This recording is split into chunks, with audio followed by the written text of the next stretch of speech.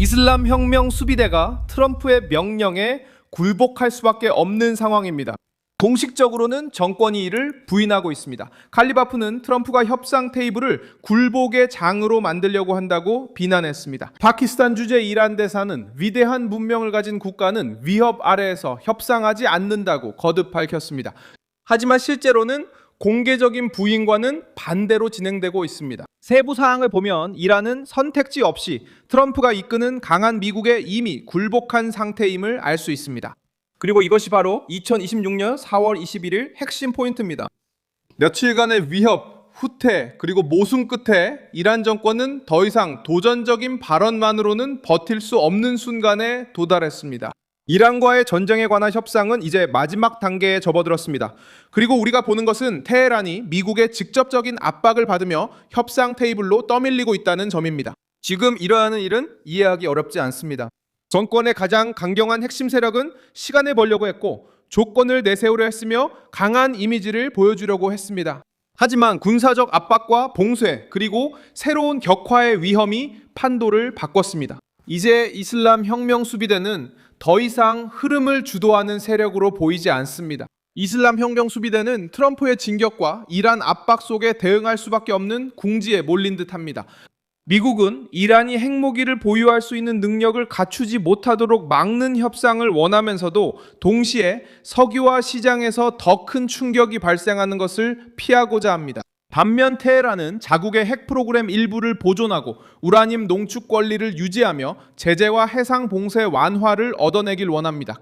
이 대결을 이끄는 사람들은 도널드 트럼프와 그의 팀, 그리고 이란 측에서는 모하메드 바크르 칼리바프와 정권의 강경파 인사들입니다. 이게 언제 본격적으로 터질까요? 오늘 4월 21일은 휴전의 막바지에 접어든 시점입니다. 로이터 통신에 따르면 이 휴전은 4월 22일 밤 미국 동부 해안 시간으로 저녁 8시쯤 만료될 예정입니다. 어디서일까요? 이슬라마바드, 호르무즈 해협, 그리고 이란의 항구들에서입니다. 모든 상황을 이 지점까지 몰고 온 사건은 이란 화물선 토스카호의 납포였습니다. AP통신은 미국이 해당 선박을 공격해 납포했다고 보도했습니다. 미국은 이 선박이 호르무즈 해협 근처에서 해상 공세를 뚫으려 했다고 비난했습니다. 로이터 통신은 중앙사령부가 해당 선박이 6시간 동안 반복된 경고를 무시했다고 밝혔다고 덧붙였습니다. 이란 항구 봉쇄가 시작된 이후 처음으로 이루어진 납포였습니다. 이 사건은 전체 분위기를 바꿔놓았습니다.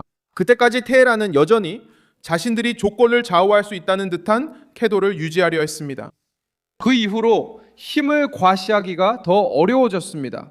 이란 선박이 납포되고 승무원들이 억류되며 국제적인 압박이 커졌기 때문입니다. 정치적, 군사적, 상징적으로 큰 타격이었습니다. 그래서 이번 화요일에 굴복이라는 생각이 더욱 힘을 얻게 된 것입니다. 로이터 통신은 한 이란 고위 관계자가 테헤란이 대화 참여를 긍정적으로 검토하고 있다고 말했다고 보도했습니다.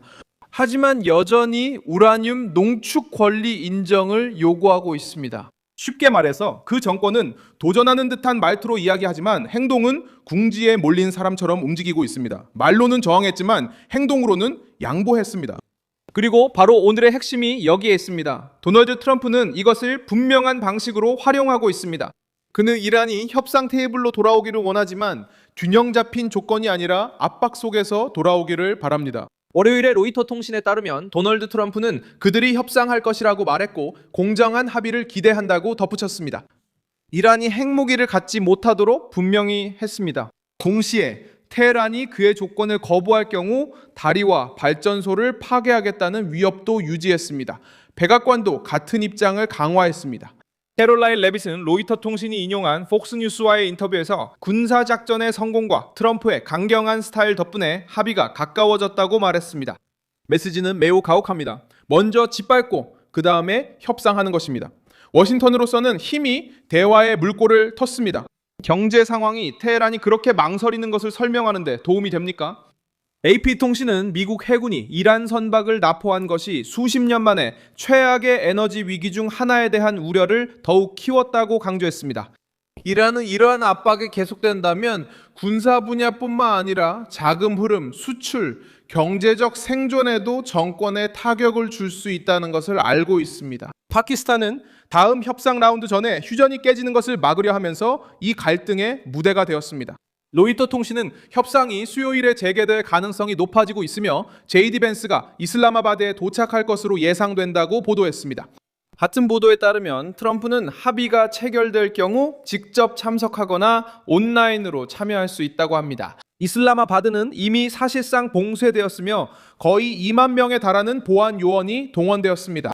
AP 통신도 파키스탄 수도에서 경찰의 포위가 강화된 것을 보도했습니다. 즉 테헤란이 여전히 주도권을 쥐고 있는 것처럼 보이려 하지만 현장의 상황은 전혀 다르다는 것을 보여줍니다. 결정적인 단계에 접어들었기 때문에 모두가 알다시피 이 도시는 중요한 대화를 위해 준비되었습니다.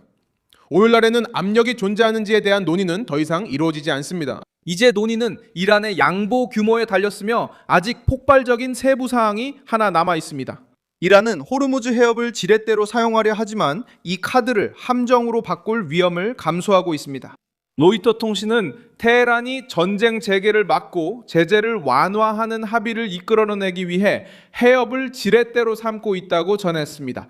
하지만 이런 움직임은 오히려 전 세계에 불안을 키우고 다른 나라들이 안정을 위해 압박하도록 만듭니다. 그리고 이는 이란 정권이 에너지, 무역, 안보에 혼란을 일으키는 요인이 되었다는 워싱턴의 주장을 강화시킵니다. 이란이 호르무즈 해협을 조이면 한편으로는 협박할 수 있는 힘을 얻지만 다른 한편으로는 정당성을 잃고 더 많은 반발을 불러옵니다. 이것이 오늘의 핵심입니다. 테헤란이 압박을 가하는 데 사용하는 도구가 오히려 정권을 점점 더 힘든 협상 테이블로 몰아넣고 있을 수도 있습니다.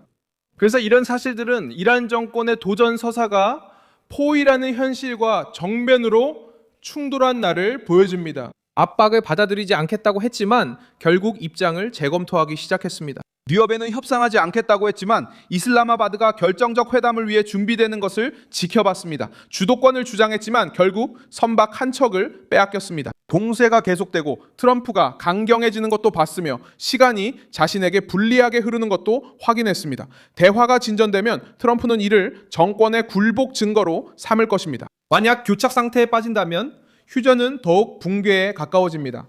어쨌든 마지막 단계는 이미 시작됐습니다. 그리고 마지막 단계는 테헤란의 최악으로 시작됐습니다. 이슬람 혁명 수비대가 강경한 모습을 보이려 했지만 미국의 압력이 상황을 좌우하는 국면에 들어섰습니다.